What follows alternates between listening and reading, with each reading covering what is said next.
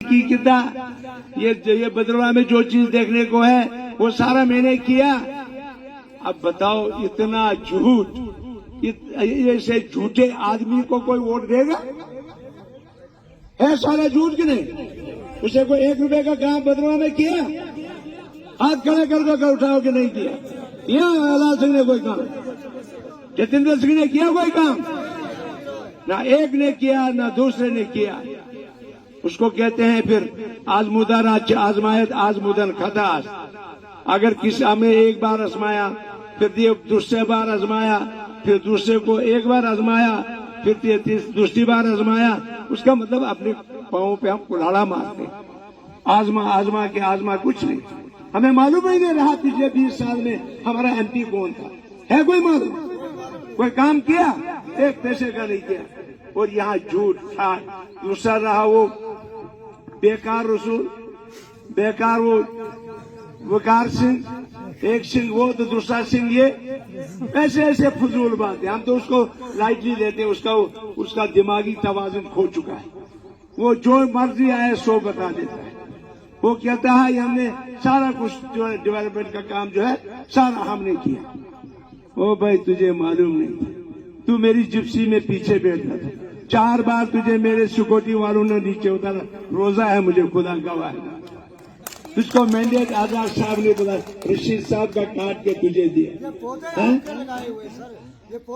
लिहाजा अब किसको पता है कौन बेईमान है कौन ईमानदार है? किसी के दिल में कौन गए?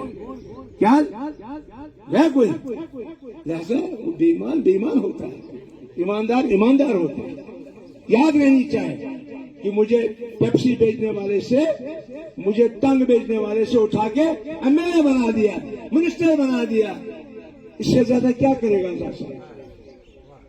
और वो आजाद साहब के लिए कुछ बुरी बातें करे, उसको पता ही नहीं है किस दुनिया में मैं रहता हूं। बदरवा वाले फिर उसको वोट देंगे?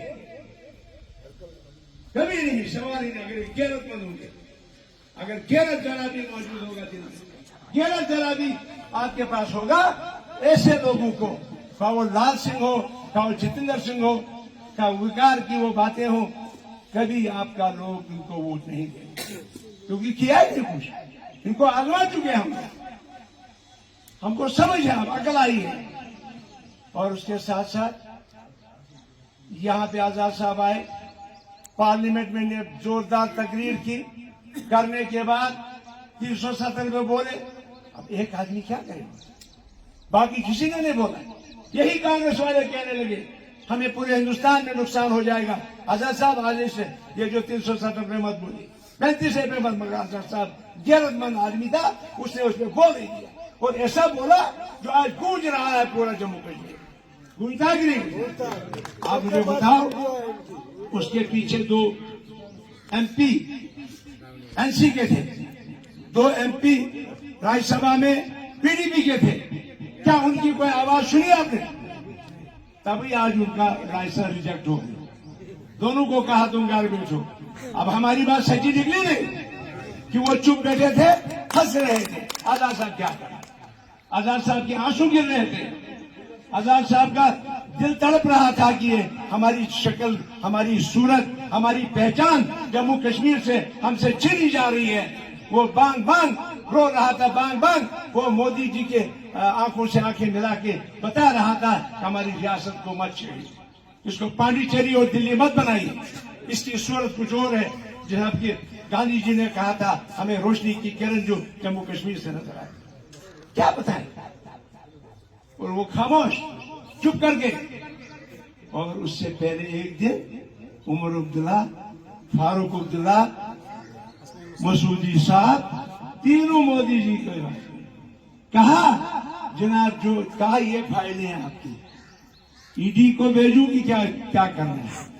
कहा जनाब जो करना सो करो, मगर हमको अंदर रखो ताकि लोगों को मैसेज हो जाए हमने कुछ किया ही नहीं। अपुश अब आंखों ना बिल्कुल सच है झूठ है? वो फोटो जिसने देखा जरा हाथ खड़े करो। अब ये इनका कारनामे हैं। उसके बाद क्या हुआ? आजाद साहब को आगे उसको वहीं से एयरपोर्ट से ही उनको वापस किया। फिर आजाद साहब को इतनी दर्द थी, उससे सुप्रीम कोर्ट से ऑर्डर लाया तो कश्मीर पहुंचा उस वक्त। इसको कहते हैं गुलाम नबी आजाद। आजाद साहब जब डेवलपमेंट का काम करते हैं, टूलिप उसने बनाया, हज हाउस उसने बनाया, यात्री भवन उसने बनाया, जो कश्मीर में जून में यात्री आती थी, वो ये जो टूरिस्ट आते थे वो आप जनवरी के महीने में।